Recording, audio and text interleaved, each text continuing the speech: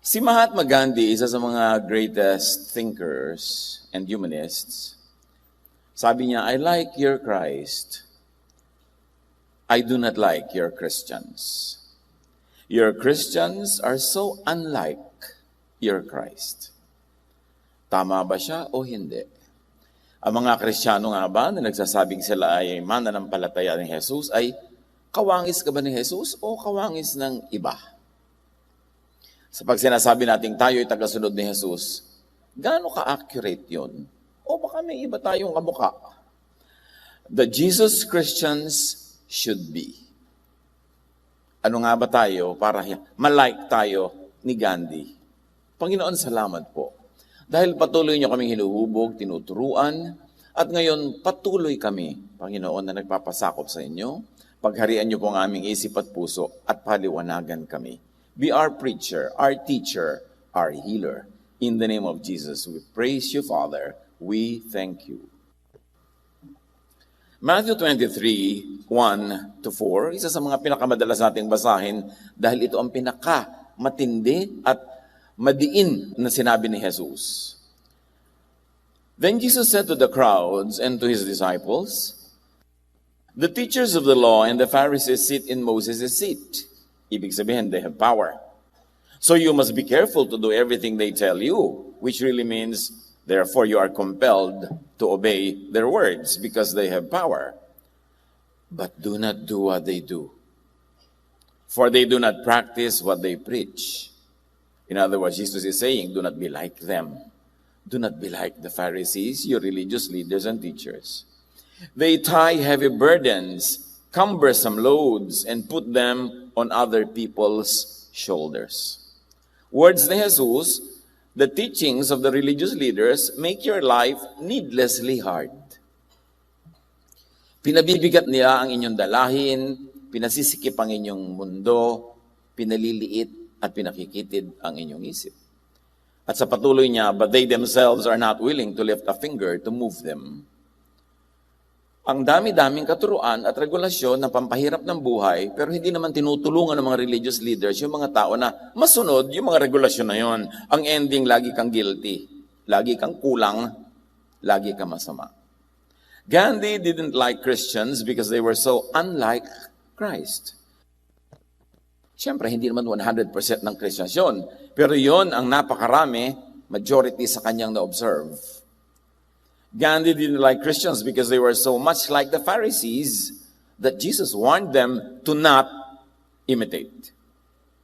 Needless to say, and we always have to remind ourselves, our model is Jesus. Walang iba. Walang ibang dapat tularan, walang ibang dapat pakinggan, walang ibang dapat sundan at sundin, kundi si Jesus. Sumusunod lang tayo sa iba, hanggang sila rin ay sumusunod kay Jesus. Pero pag mayroon na silang turong hindi ayon kay Jesus, dapat di tayo malito. Kahit pa marami silang turo na ayon kay Jesus, doon sa mga hindi ayon, hindi na tayo dapat sumusunod because the model is Jesus. John 1:14, the Word, meaning Jesus, became a human being and lived here with us. We saw His true glory. And that was the glory of the only Son of the Father.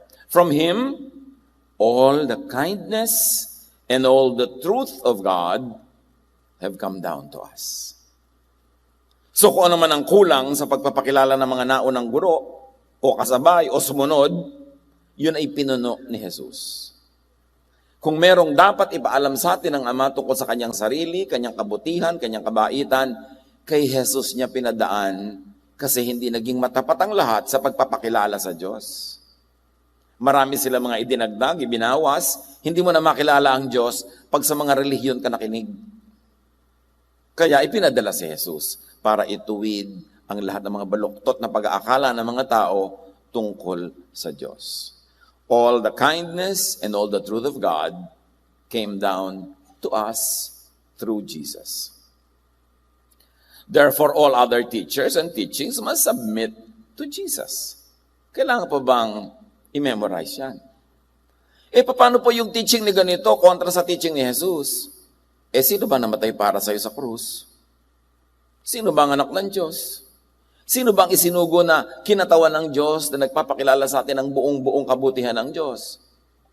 Kasi marami mga religious teachings and teachers na may mga katuruan silang kanila lang, hindi sang-ayon sa katuruan ni Jesus. Bagamat sa tradisyon ng mga relihiyon, ng simbahan, maging ng Christianity, kasama na sila sa doktrina. Pero ang dapat tanungin, lahat ba ng itinuturo nila, bagamat sila ay very godly at sila ay kinilala, pero lahat ba yan talaga maka-Jesus? The model is Jesus, which means Christians are to subordinate all other teachers to Jesus and all other teachings. Kaya sabi ni Jesus ang buong diin sa John 14:6, I am the way, not them. I am the truth, not them. And I am the life, not them. The only way to the Father is through me. How clearer can you get? Yung iba, hindi makarating sa langit, hindi makarating sa kalangitan, hindi makarating sa heaven, there in heaven in the heart, dahil ang sinusundan nila hindi si Jesus. Ibig sabihin, hindi sila makarating sa buhay na payapa, tahimik, hindi sila makarating sa portion na sila ay tiwasay na tungkol sa kanilang spirituality, lagi pa silang takot na baka mabulid, takot sila na baka bumalik na naman sa impyerno, matanggalan ng kaligtasan, kasi ang ginagawa nilang way to the Father is not Jesus. Ang ginagawa nila, iba. Yung iba na, oras na nagkamali ka, hell ka na naman. Oras na nadapa ka, hindi ka na naman anak ng Diyos, hindi nga talaga sila makakarating sa Father that way. Kaya sabi ni Jesus, I am the way, walang iba.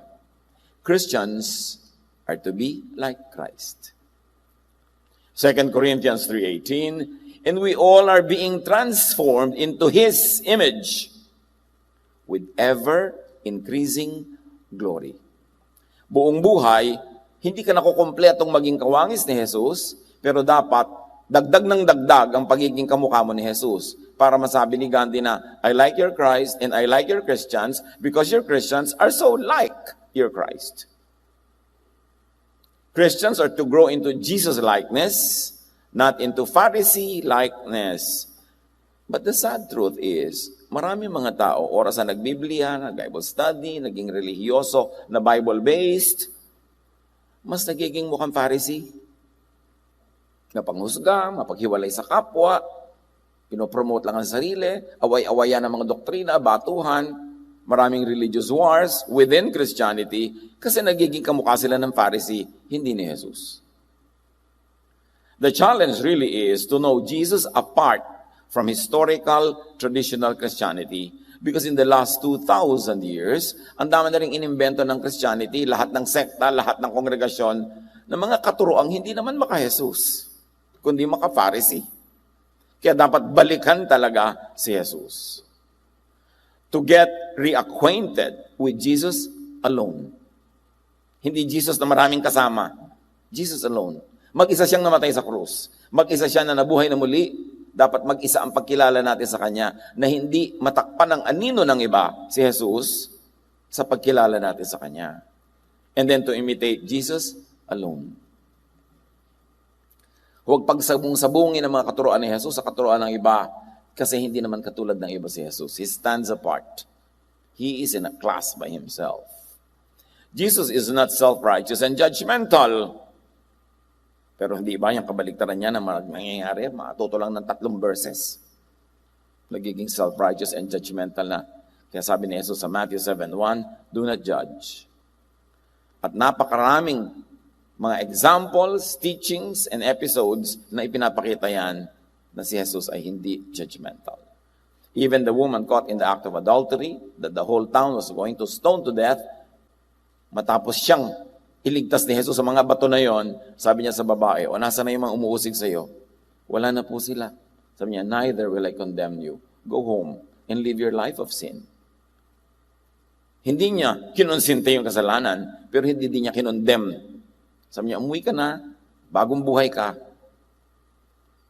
Jesus is not sectarian or congregational. Mark 9:38-40, sinabi sa kanya ni Juan, Guro, nakakita po kami ng isang taong nagpapalayas ng mga demonyo sa pamamagitan ng inyong pangalan. Pinagbawalan namin siya dahil hindi natin siya kasamahan. Ngunit sinabi ni Jesus, huwag niyong pagbawalan. sapagkat ang sino mang hindi laban sa atin ay panig sa atin. Ang linaw, nung palang panahon ni Jesus, ang mga alagad niya, sectarian na, congregationalist na, may gumagawa ng mabuti, nagpapalayas ng masasamang espiritu, at sa pangalan ni Jesus, pinigilan nila, o hindi ka namin kagrupo. Separate kami sa iyo. Hindi ka kami. We don't care na ipinipreach mo rin si Jesus. We don't care na gumagawa ka ng mabuti, basta't hindi ka namin kasama, tumigil ka. At sabi ni Jesus, huwag niyong gawin yan. Hindi natin sila kalaban. Pero ngayon, ano nangyayari? Sekta-sekta, grupo-grupo, contest-contest. Nakakarinig na ba kayo ng mga Christian group sa pinupuri yung kabilang Christian group? Di ba? Puro pintas. Kasi na itinuturo sa pulpito, mamintas. Pintasan ng iba. Pasayahin ang sarili na tayo lang ang tama, tayo lang anak ng Diyos, tayo lang ang papakasalan ni Jesus. Ganyan. So, yun ang tumatanim sa utak ng mga nakikinig. Nagiging mapanghusga at mapaghiwalay sa mga kapwa na nanalig din naman kay Jesus. Ang hilig-hilig pa nating, Pastor, ito pa yung auntie ko, sinama ko ngayon dito. Unbeliever po. Gusto kong matulaw pag may ganun. Yung nadidilig pa nung tao, tinatawag siya nung nagsama sa kanya na unbeliever. Naniniwala ba siya kay Jesus? Opo. Di believer siya. Iba lang ang sekta niya. Ano ka ba? Napakakitid ba ng believer sa'yo? Yung tayo lang? Kaya 100 taon na ang biblical Christianity sa Pilipinas, kakonti-konti pa natin compared sa iba. Dahil sa mga ugali na yan. Dahil sa mga pamamaraan natin na yan na nakaka-turn off sa marami. John 10:16, kaya nilinaw ni Jesus sa kanyang mga alagad na feeling exclusive. I have other sheep that are not of this sheep pen. I must bring them also. They too will listen to my voice, and there shall be one flock and one shepherd. Sabi, hindi lang kayo ang anak ng Diyos. Marami pa. At isasali natin sila para merong isang pamilya ng Diyos. So Jesus definitely is not exclusivist, not separatist. Mahilig siyang makipag-isa, makianib sa mga naniniwala sa Ama natin sa langit. Jesus is not dogmatic, especially about every traditional teaching. Yung sasabihin ng iba, God said it, meaning a verse. I believe it, that settles it. Ibig sabihin, wala nang usapan. Yung paniniwala ko sa verse na ito, yun ang mananaig. Kaya nagkakagulo lagi. Matthew 5:43-44, you have heard that it was said, love your neighbor and hate your enemy. Ito yung verse, Ang itinuturo, hatred sa enemy. But I tell you, love your enemies. So ang tinuturo ni Jesus, love. Kaya yung mga haters, ikokot nila yung mga verses na yan na hate your enemy. Pero remember, may sinabi na si Jesus na, but I tell you, ako ang nagsasabi sa inyo, love your enemies. So paano ka magiging dogmatic about every verse kung napakaraming verses ang minodify ni Jesus, pinalambot, pinabait, kaya nga siya'y pinadala para ipakilala ang buong buo at tunay na kabutihan ng Diyos. Pag ginawa mo every verse na poon, ang ending niyan, marami kang pagsasabong-sabongin na verses. Kasi marami talaga mga magkakasalungat na ideya. Sinabi ni ganon, sinabi ni ganyan, sa ganung panahon, sa ganitong panahon, magkakaiba yan. Tapos pagsasama-samahin mo sa loob ng utak mo, kaya litong-lito ang mga tao. Kaya mahalaga, si Jesus ang mangibabaw. And very importantly, Jesus is flexible. In fact, even on the Sabbath, which is a very important institution in the Jewish religion, kasama pa sa Ten Commandments na nakadambana. Pero sabi ni Jesus, Sabbath was made for man, not man for the Sabbath. Kaya kayo binigyan ng Sabbath para kayo mapahinga, hindi para gawin yung amo ang Sabbath na nakakapagod ng i-observe. Nabaligtad ang purpose. Imbes kayo mapahinga, napagod kayo sa pag-observe niyan. Kaya sabi niya, kung may magagawa kayong mabuti, Sabbath or not, do it. Magiginhawa kayo, gawin ninyo. Pinakamahalaga yun na tradisyon nila. So you see, hindi naman sinasanto ni Jesus lahat ng verses. Binigyan niya ng bago, makabuluhan, mabait na application ng lahat para makalaya ang mga tao sa bigat ng relihiyon. Jesus is flexible even on dietary laws, another very important aspect of the Jewish religion. Sabi niyang mga religious leaders, bakit kayo kumakain ng hindi naghihinaw, hindi naguhugas ng kamay ng mga disciples mo?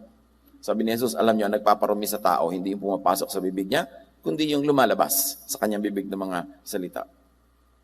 Effectively, he set people free from the dietary laws of the Jewish religion. Matthew 15:10-11, pinalapit ni Jesus sa mga tao at sinabi sa kanila, pakinggan nyo at unawain ang aking sasabihin.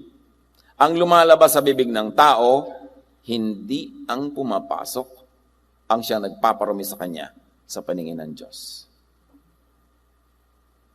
And Jesus is flexible, especially on the treatment of outcasts. You know, the exclusivist religion of Israel, the so many commandments and minor commandments and major commandments and the traditions created by them over the centuries have excluded so many people. Committed ang kahulugan ng pagiging anak ng Diyos. Lumapad ang highway na patungo sa impyernong inimbento nila. Yung klaseng impyerno na dahil lang sa hindi nasusunod ang kanilang mga teaching, impyerno ka na. Kaya napakarami tuloy tao outcasts. Parang ang highway napakalapad, ang pwedeng walang daanan yung puting linya sa gitna. So maraming hindi pwedeng tumungtong doon, nahuhulog sila. Mark 2:15-16. While Jesus was having dinner at Levi's house, many tax collectors and sinners were eating with him and his disciples, for there were many who followed him. When the teachers of the law, who were Pharisees, saw him eating with the sinners and tax collectors, they asked his disciples, why does he eat with tax collectors and sinners? In other words, they wouldn't. Takang-taka sila si Jesus na spiritual leader and teacher ay nakikisalong kumain sa mga tinatawag nilang mga makasalanan. And why not? Bakit sila ba hindi makasalanan? Pare-pareho lang, iba-iba lang ng itsura yung kasalanan, pero ang ending pare-pareho lang. Pero hiniwalay ng mga religious leaders ang sarili nila sa karamihan ng mga tao para iangat sila, kinailangang ibaba ang marami. Kaya si Jesus doon nakisalamuha sa mga nasa baba para iangat sila. Parang siso tuloy yan eh. Nung iniangat yung nasa baba, bumaba yung nasa taas. Kaya nagagalit yung mga religious leaders. Jesus is not racist. Hindi siya namimili ng tao ayon sa kulay ng balat o lahi o ethnicity. John 4:7-9, may isang Samaritanang dumating upang umigib sa balon. At sinabi ni Jesus sa kanya, maaari bang makiinom? Wala noon ang kanyang mga alagad dahil sila'y bumili ng pagkain sa bayan. Sinabi sa kanya ng babae, ikaw ay Hudyo at Samaritana naman ako. Bakit ka humihingi sa akin na inumin? Sinabi niya yon sapagkat hindi nakikihalubilo ang mga Hudyo sa mga Samaritano. You see the racism of this religion. Sila nakikihalubilo kababayan din nila yon. Nalahian lang ng iba, naging mga mestizo at mestisa. Hindi sila nakikihalubilo. Until Jesus, because Jesus broke all the social rules that deprived people of equality with others.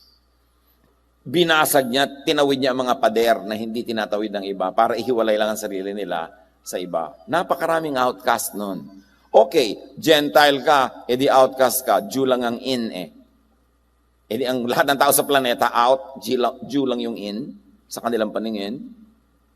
Luke 23:26, as the soldiers led him away, that is to the cross, they seized Simon from Cyrene, who was on his way from the country, and put the cross on him and made him carry it behind Jesus. The very mention of where he came from suggests very, very strongly that he was not a Jew, that he was a foreigner. Pero sa dinami-rami ng Jew, ang nagbuhat ng krus ni Jesus ay si Cyrene, taga Cyrene, si Simon. What does it tell us? Hindi sila puwera. Napakalaki nga ng ministering binigay. In fact, Jesus is not a big fan of racist Jewism. Hindi siya tagahanga ng ganyang kaugalian. In fact, yan ang kauna-unahan niyang tinuligsa. Sa first public sermon ni Jesus, when he went to the synagogue, read the scripture for the day, rolled it, and then made the sermon, sabi niya sa Luke 4:25-30, Ngunit sinasabi ko sa inyo, puro Hudyo yung audience, nasa loob siya ng synagogue. Maraming byuda sa Israel nung panahon ni Elias, nang hindi umulan sa loob ng 3.5 taon, at nagkaroon ng tagutom sa buong lupain. Subalit, hindi pinapunta si Elias na propeta sa kanino man sa kanila, sa mga Hudyo, kundi sa isang byuda sa Sarepta, sa lupain ng Sidon. In other words, ang daming nagugutom na widow sa Israel, sabi ni Jesus, the prophet was not sent to bless any one of you. The prophet was sent to a Gentile woman, this widow in Sarepta, sa Sidon. Anong ibig sabihin nun? Don't think na napaka-special nyo. Sa dinami-rami ng may ketong sa Israel nung panahon ni Eliseo, so this is Elijah and Elisha, wala ni isa mang pinagaling at nilinis maliban kay Naaman na isang taga-Syria. O inulit pa ni Jesus. Ang example niya, isang babaeng outsider, this time naman isang lalaking outsider. Sabi niya, alam niyo, ang daming may ketong sa Israel, walang pinagaling ng Diyos nung panahon ni Eliseo. Kundi ang pinagaling, si Naaman, foreigner yon, taga-Syria, hindi siya Hudyo. Don't think na sobra kayong paborito ng Diyos. Nagalit ang lahat ng nasa sinagoga nang marinig ito. Nagsitayo sila at itinaboy nilang palabas papunta sa gilid ng bundok na kinatatayuan ng bayan upang ihulog siya sa bangin. Ngunit dumaan siya sa kalagitnaan nila at umalis. Nilampasan ni Jesus yung mga tao. Napaka-poetic language na nilampasan niya yung mga Jew and their traditions and their anger to do His mission. Ipinamukha niya sa Israel, yes, mahal kayo ng Diyos, syempre, pero hindi lang kayo. And don't think so special. Bulag ba kayo sa kasaysayan na sa lahat ng babalikan niyong kasaysayan, ang daming pagkakataong ipinakita ng Ama sa Langit na mahal niya ang mga non-Israelites. Katulad nga sa example na binigay ko. Nagalit sila, papatayin nila si Jesus. First message pa lang ni Jesus, papatayin na eh. Itutulak na sa bangin. Kasi hindi niya kinukonsente yung racism, yung sobrang ethnocentrism, and the superiority complex that these people have over all other races on earth. Jesus is not sexist. Alam niyo yung sexist, yung babae, lalaki lang, ganito, ganyan, ang bida lang, itong ganitong gender, blah, blah, blah. John 4:27, just then his disciples returned and were surprised to find him talking with a woman. Remember yung babae sa balon, nakausap ni Jesus? The Bible is clear to state that it was a surprising thing then for a man to talk to a woman, and much more for a man like Jesus. So Jesus, by talking to this woman, broke so many barriers. The gender barrier, the cultural barrier, the race barrier. Ang dami. Sabi niya, kata-kata ka, ba't siya nakikipag-usap sa babae? Itong korte ng utak na ito ng mga disciples, carry over pa ng korte ng utak ng kanilang relihiyon, na minana ng maraming Christian na hanggang ngayon, ang babae sa sulok lang. Minana yan sa mga Jews, hindi kay Jesus. Dapat linawin yan. Luke 10:39-41, nang si Jesus ay nagpunta sa bahay ni Mary at Martha at ang kapatid nilang lalaking si Lazarus, Mary sat at the Lord's feet listening to what He said. But Martha was distracted by all the preparations that had to be made. She came to Him and asked, Lord, don't you care that my sister has left me to do the work by myself? Tell her to help me. So para kay Martha, women in the kitchen, please. Nagtuturo si Jesus, nakaupo sa kanyang paanan ng mga disciples, mga lalaki, kaisa-isa tong Maria na nakaupo din doon nakinig. Na-offend si Martha. Hoy babae, halika sa kusina. Pakakainin natin ang mga lalaki pag nagutom na sila. Kami na, dito, ayoko. Dito ako makikinig. Senyasan siguro ang senyasan niyo magkapatid. Hanggang hindi na nakatiis itong Martha, Lord, paputay niya sa kusina ang babaeng yan. Kababaeng tao, nag-aaral. Kababaeng tao, nauupo dyan. Sabi ni Jesus, tama ang pinili niya. By that single statement, Jesus liberated women from the kitchen. O baka na din na kayo magluto, mga misis. Huwag lang kayo lagi, paglutuin nyo si mister, di ba? Ang linaw-linaw na nga ng turo dito, hindi lang dapat yung mga babae. Lalo na yung mga lalaki walang trabaho, tapos lagi nakataas pa ang paat. Kape! May misis, ibubuhos ko ba sa iyo ang kape? Nakumukulo? Yung pareho kayo nagtatrabaho, maghapon nasa labas ng bahay, nakalambitin si misis sa mga bus pa uwi, dadaan pa siya sa talipapa, magluluto pa siya, magkakaliskis ng isda habang binababad yung labada, magluluto, maghahain, at tatawagin na si mister na nanonood ng TV, tapos pagkakain, uupo na uli si mister sa TV, si misis naman, kukusutin na yung mga nilabada niya, hangin na ng electric fan yung uniform niya bukas para matuyo. Tapos hihiga na si mister, sabihin, ma, di ko no. Ibang papel naman, nagagampanan mo ngayon. Tapos sabi ni Jesus, no. She has chosen the better portion, it will not be taken from her. So pinalaya ni Jesus sa mga babae sa ganito. Hindi ibig sabihin, huwag na kayong gumawa ng mga gawain ng babae. Pero hindi lang yun, kaya kayo nilikha ng Diyos. Grow, learn, sit with the men, dare to make yourselves grow. Dahil time management lang yung mga trabaho sa bahay. At dapat ngayon, shared work na yan. Hindi na lang, babae lang. So, sabi niya, Martha, the Lord has answered, Mary has chosen what is better. And that is to sit with the men and study.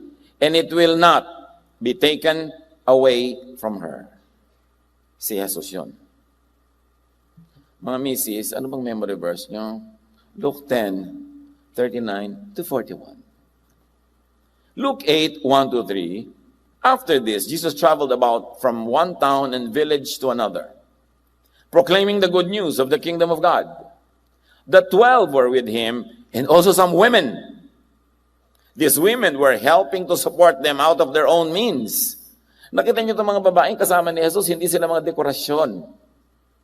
Active sila sa ministry. Sa katotohanan, sila ang nag-finance ng mga gawain. Ibig sabihin, meron sila mga trade, may mga hanap buhay sila. Hindi sila mga dependents. Ganun yung mga babae na, these are the women of Jesus. The women in Jesus' ministry and in His world. Mga go-getters, achievers. At alam nyo, ibig sabihin, para kasumunod-sunod kay Jesus from Galilee to Jerusalem, may kalayuan din yun. Ilang araw, ilang buwan yan. Ibig sabihin, they liberated themselves from so many domestic work. By management of their households, they are able to make their households run and they too have their own ministries. Hindi sila nakulong doon. Kaya maraming ayaw kay Jesus kasi binabasag niya yung mga power structures. At syempre, sa power structure na yan, nandun yung Jew, nandun yung lalaki, at nandun yung religious leaders. Everybody else, sunod-sunuran na lang. And as if to really emphasize the importance of women to Jesus, when Jesus rose from the dead, the most important historical event of all time, ang unang-una niyang pinagpakitaan ng kanyang sarili ay si Maria Magdalena, isang babae. Walang disciples na nandun na lalaki. At sabi niya, tell the disciples, tell them that I have risen, I will meet them somewhere. So it really means that Mary Magdalene was the one who declared the resurrection to the men, the disciples, and then through these men to the world. This was a lady, a very important element in the Jesus ministry. Jesus is not oppressive to minorities and to the weak. Sa society, di ba, lagi may api-apihan, kawakawawaan, at ito yung mga outsiders, the ostracized, the marginalized, the maligned, the judged, the vilified, the demonized.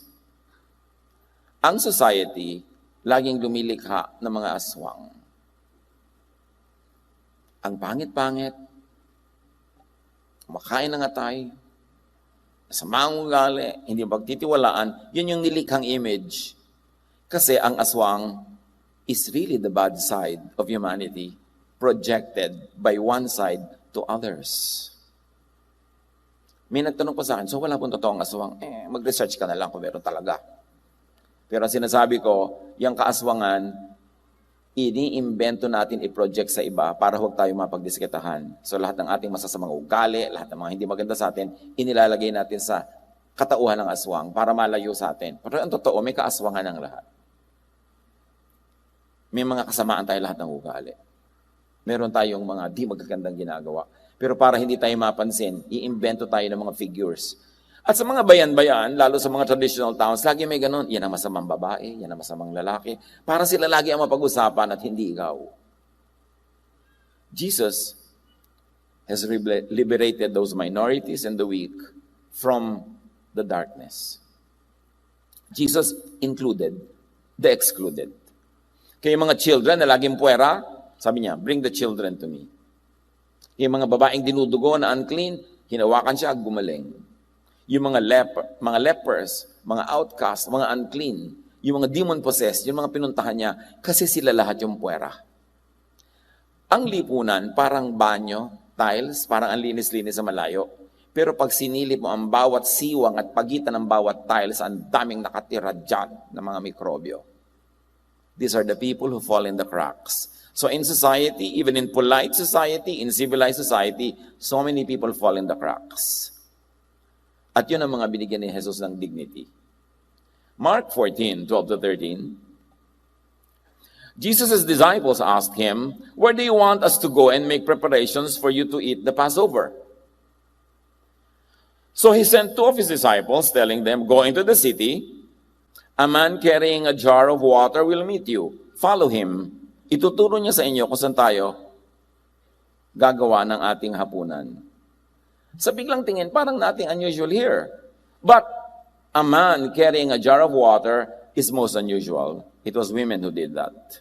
Ang lahat ng umiigib, babae, nagpapasa ng palayok, babae, lahat ng ancient cultures, babae yan. And here is a man who is carrying a water jar. Can you imagine how weird this is? How different this is? Pero yun ang pinili ni Jesus na susundan ng mga disciples. Jesus dignified and included and enlisted in his ministry the people that society would usually not include. Yun si Jesus. Kilala ba natin talaga siya? Unlike many Christians in history and even today, Jesus is not fond of the Pharisees or Pharisees, as we have always harped about. Sabi niya, kahabag-habag kayo, mga tagapagturo ng kautusan at mga pariseo, mga mapagkunwari. Hinahadlangan ninyo ang mga tao upang hindi sila makapasok sa kaharian ng langit. Hindi nga kayo pumapasok, hinahadlangan pa ninyo ang mga nais pumasok. Ito yung pagpasok spiritually or physically, if you like to say it, but also emotionally.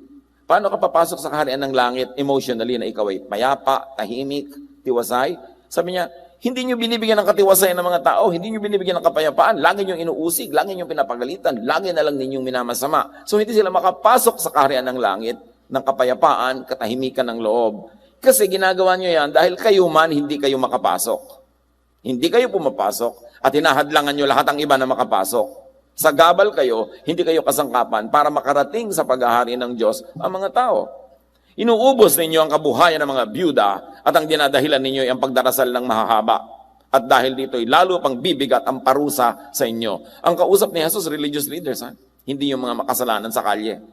Nilalakbay ninyo ang karagatan at ginagalugad ang buong daigdig. Makahikayat lamang kayo ng kahit isang hentil sa pananampalataya ng mga Hudyo. Gusto nyo mag-convert. Ngunit, kapag ito'y nahikayat na, ginagawa nyo silang masahol pa at lalong dapat parusahan sa impyerno kaysa sa inyo.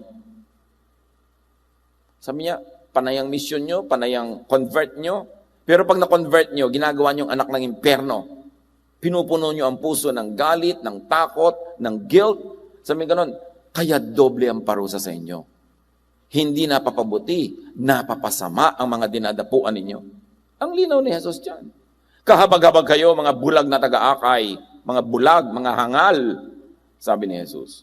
Nagbibigay kayo ng 10 bahagi ng maliliit na halaman, ngunit kinakaligtaan naman ninyong isagawa ang mas mahahalagang turo sa kautusan, ang katarungan, ang pagkahabag, at ang katapatan.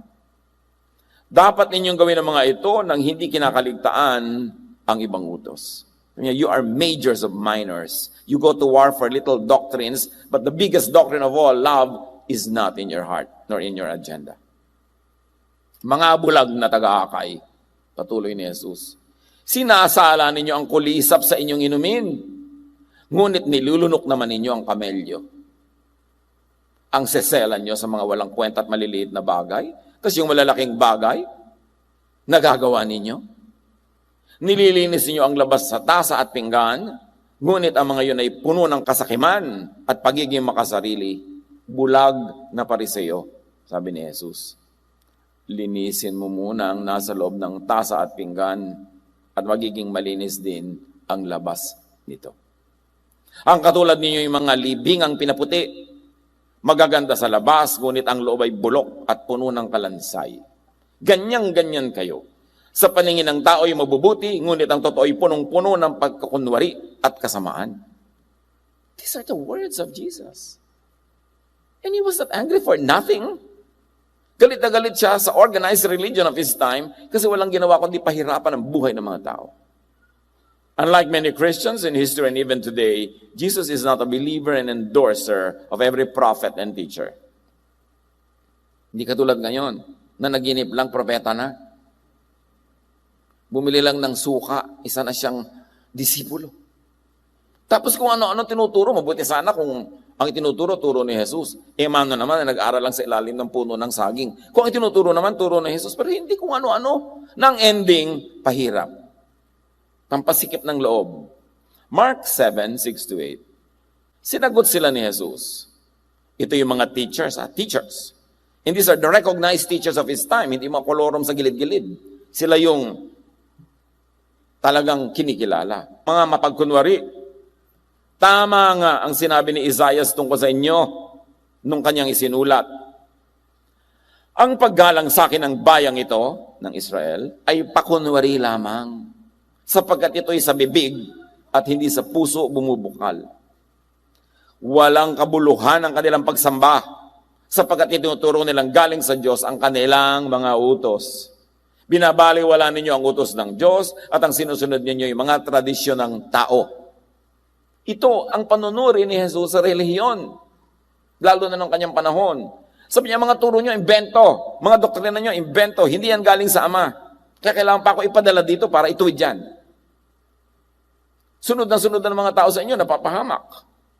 Na sinasabi ni Jesus. Jesus taught and went against the current popular Phariseeism of his time. Yan ang tinuligsa ni Jesus. Yung impluensya ng mga Pariseyo at ng tradisyon ng kanilang bayan.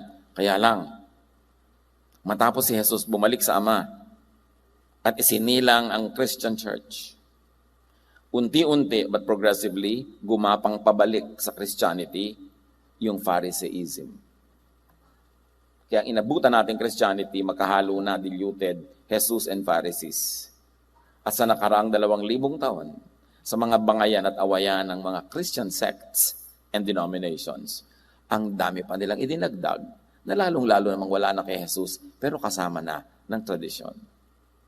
Kaya pinag-aawayan ng mga churches, pwede ba ang drum? Hindi, demonic yan. Wala namang ganun sinabi si Jesus. Ano ba dapat ang suot ng choir? Toga o kimona? Hindi naman issue ni Jesus yan. Ang dami-daming issues na hindi naman issue ni Jesus. Pwede bang ligawan ng choir member, yung Sunday school teacher? Hindi pwede yan. Sabi ba yan ni Jesus? Hindi pwede mag-boyfriend pag hindi pa college graduate. Sabi ba talaga yan ng Diyos? Siyempre, tontuan ng mga nanay, di ba? Pagka may ganun mga teaching. Pero hindi yung galing kay Jesus. Dapat magkalinawan. Ano ba talaga? Meron naman mga teaching na hindi galing directly kay Jesus, pero very nice and beautiful ang implementation kasi agree pa rin sa turo ni Jesus. Loving, kind, liberating. Pero dapat manuri. Madalas, pag nakakakita ko ng mga religious activities, ang totoo niya, naaawa ako sa mga tao. Kasi lagi silang inuuto. Lagi silang inuhut-hutan. Lagi silang pinapasunod at lagi silang mga na-exploit kahit saang reliyon. Kaya dapat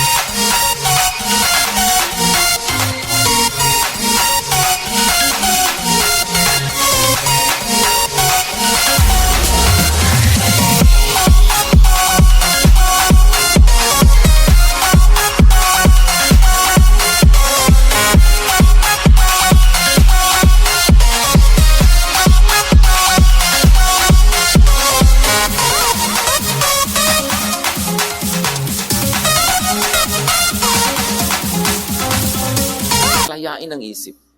Tapunan ng liwanag mula kay Jesus. Na ang mga naghahanap talaga sa Diyos, Diyos ang matagpuan at hindi mga Diyos-Diyosan. So much needless burdens and suffering, so much needless divisions and quarrels and fights and wars, and so much needless cruelty, violence, and murder. Ang daming religious wars. And in the Christian churches, maglingkod ka man ng 30 years, pagka sa 31st year, nagkamali ka, nadapa ka, ang mga kapatiran ng unang lalapa sa'yo. Sila mag-uusap-usap tungkol sa'yo, magchichismis tungkol sa'yo, at sisipain ka at ititiwalag ka. It could be a very thankless kind of involvement. Kasi nga, umiiral yung Pharisee. Kukuha ng verse para ibato sa'yo. Tulad ng gusto nilang gawin ng mga batuhin yung babaeng caught in adultery. And kung gusto nyo talagang mambato, hindi kayo maubusan ng makukuha ng verses pambato. Pero yung ba ang ginawa ni Jesus? That's why it's important to bring Jesus back into Christianity. Nung unang panahon, yung mga Hudyo na naging Kristiyano at mga Hentil na naging Kristiyano, di nagsama sa isang church. Giyera mondial. Yung mga Hudyo, gusto mo na nilang gawing Hudyo, yung Gentile na naging Christian. And even the issue of circumcision. Yung mga Hudyong lalaki, siyempre, tinutuli. Yung mga Gentile, hindi. Yung mga Gentile, naging Christian, kahit ang tatanda na nila, gusto pa ng mga Hudyo, patuli pa sila. So maging Hudyo ka muna bago ka maging Kristiyano, which is not a Jesus teaching.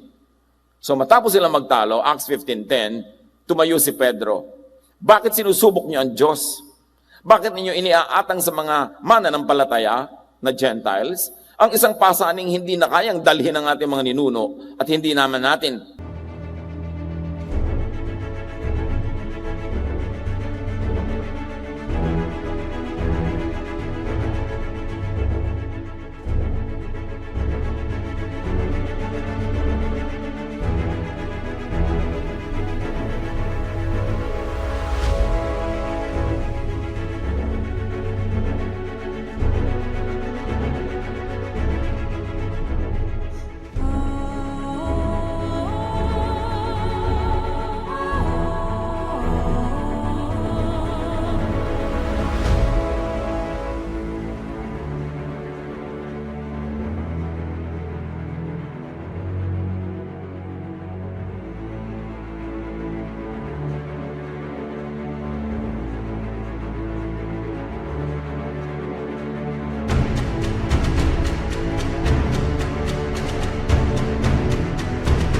kayang pasanin.